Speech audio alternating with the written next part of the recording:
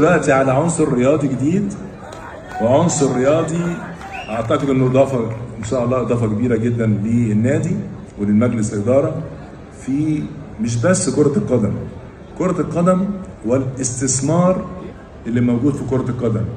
ايه بقى الاستثمار؟ كره القدم كل ما نحافظ عليها الحمد لله زي السنوات اللي فاتت بنحافظ عليها كنجاح، ده بيزيد من اللوجو بتاع النادي الاهلي، بيزيد من براند النادي الاهلي. فده امر مهم جدا. كل ما تستقر اللعبه ويكون هناك اضافات باذن الله، اعتقد انها تكون اضافه كبيره لمجلس الاداره. في نفس الوقت عنده من الخبرات اللي يتكلم في اكثر من مجال، مش بس بالنسبه للكوره. لاعب وهو 12 سنه في النادي الاهلي.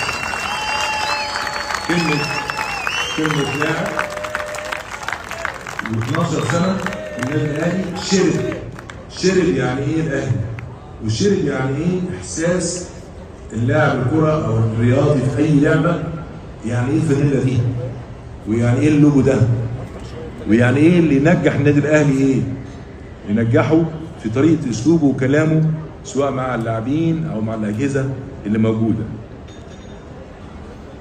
كابتن سيد عبد الحفيظ.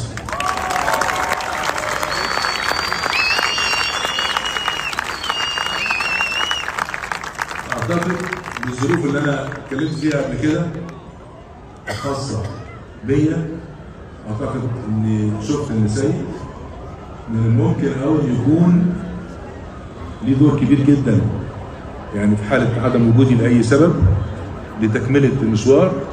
وكمان عنده السيد نائب الرئيس ممكن يرجع له لو انا مش موجود. ان شاء الله بالتوفيق باذن الله لسيد.